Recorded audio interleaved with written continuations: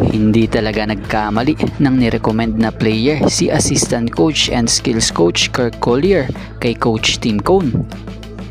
At pag-imbita ng Japan at South Korea para sa tune-up game kontra Gilas bilang paghahanda na rin sa FIBA Asia Cup 2025. May good news at bad news. At Ginebra guard Nardes Pinto desidido na makabalik sa dati niyang pwesto sa rotation para sa Ginebra. So yan ang ating mga tatalakayin. Good news at bad news na balita para sa team ng Gilas Pilipinas. Good news dahil dalawang malalakas na team pala ang napabalitang nag-imbita para sa Gilas Pilipinas upang magkaroon ng friendly game match or isang tune-up game. So ito nga basketball national team ng Japan at South Korea. Kaya lang ang bad news, hindi mangyayari ang tune-up game na ito or friendly game match. So maraming Pinoy fans nga rin ang iba'y nadismaya dahil hindi nga po nila makikita kung paano nga raw po lumaban or maglaro ang Gilas kontra dito sa mga kilala at naglalakasan na ring national team ngayon gaya ng Japan at Korea. So batay sa napaulat na report hindi sinunggaban nila coach Tim ang nasabing imbitasyon dahil na nga sa hindi akma sa schedule ang laro dito sa PBA. So kumbaga conflict sa schedule. So bukod doon, and coaches ang hindi available. Pero batay kay coach Tim via spin credit po, we can play a couple of Middle Eastern teams when we arrive in the Middle East. At dito tayo sa patungkol kay Nardes Pinto.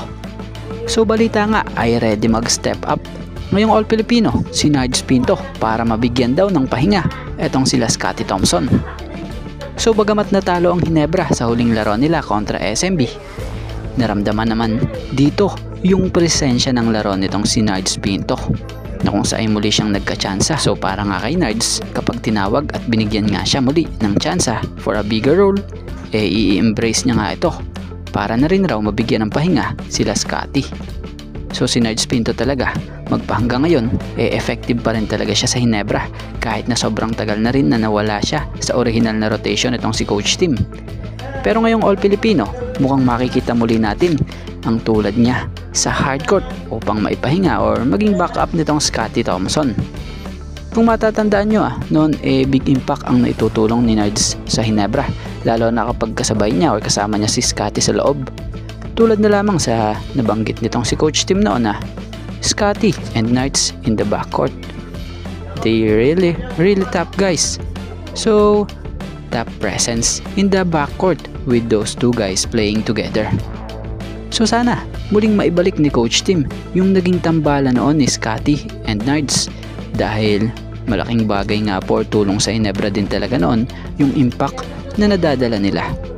So sa ngayon nararamdaman na muli si Nardes sa Ginebra. So sana magtuloy-tuloy. At dito tayo sa isang player ng Ginebra na pumalit sa pwesto ni LA Tenorio para sa Ginebra. Jason David, isang 6'3" guard forward, 28-year-old at ngayon muling nagkaroon ng tsansa. Si Jason David ay pang third season niya na nga po para sa prangkisa na kung saan nakuha ng Ginebra noon bilang number 20 overall pick sa season 47. Actually nga nakaranas na to ng kampyonato sa Ginebra during 2023-24 Commissioner's Cup na kung saan tinalo nga noon ng Ginebra ang Bay Area Dragons sa finals. Sa mga hindi nakakaalam ngayon malalaman nyo na kung bakit ito noon nakuha or kinuha ng Ginebra. Dahil nga yan kay Coach Kirk Collier, isang skills coach ng Ginebra na kung saan nakitahan ito ng potential ang nasabing manlalaro at nirecommend niya nga po ito kay Coach Tim Cone.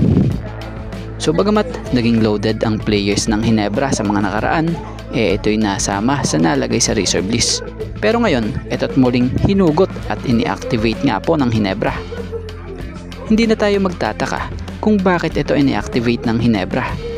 Una, matagal na siya sa Ginebra at very familiar na siya sa sistema. Kaya pag pinasok, hindi na nga siya mangangapa pa. Pangalawa, familiar siya or familiar na siya sa mga teammates niya. Pangatlo, sanay na siya sa mga matitinding game gaya na lamang ng mga championship game or mas matitindi pang physical game.